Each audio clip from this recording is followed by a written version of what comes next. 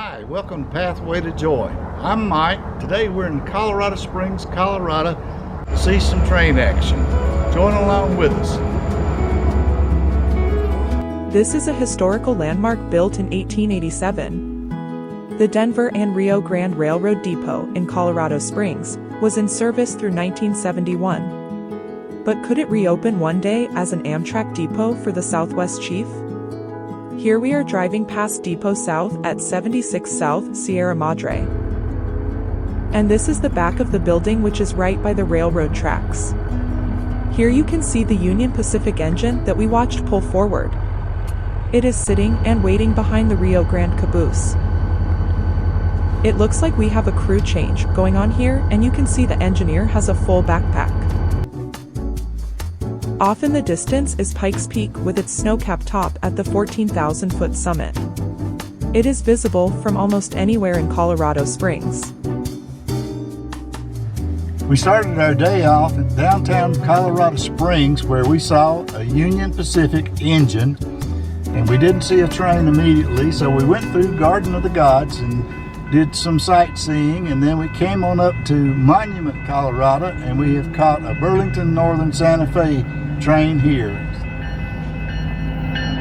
The lead engine is a EMD, Special Duty, 70 ACE.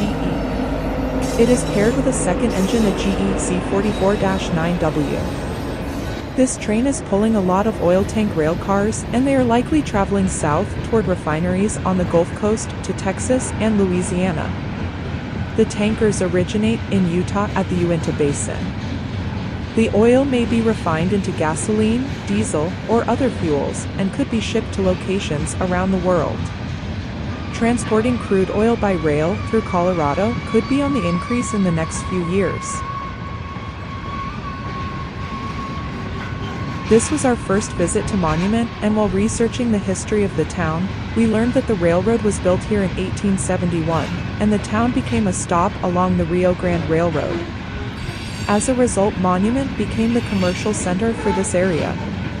The railroad brought much-needed supplies, which allowed businesses to flourish and attracted more people to settle here.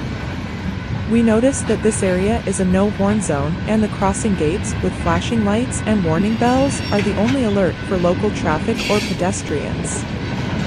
The railway that runs through here is owned by BNSF, and it does not provide any passenger service as of the date of this video. However, there is talk of opening up passenger rail service along the Front Range for commuters. The potential Amtrak service of the future would likely use existing tracks going from Denver to Colorado Springs and down to Pueblo, possibly by the end of the 2030s. For towns like Monument, if there isn't a stop along the railway for passengers to get on and off, then the benefit would be limited. Bus service would have to be available to bring riders to the nearest depot, which would likely be Colorado Springs. Some benefits to a mountain rail network would be in helping commuters connect to other communities, and it would reduce traffic congestion on the highways.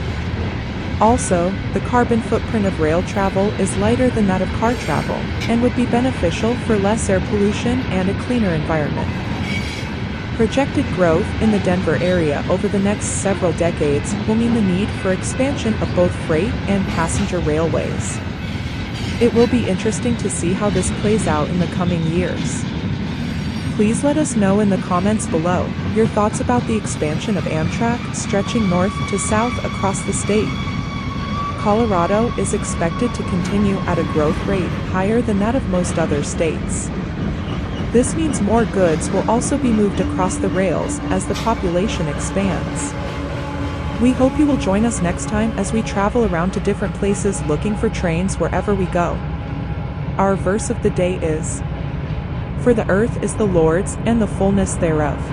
Thank you for being with us. We've enjoyed the day. Hope you have enjoyed the video, and may God bless you.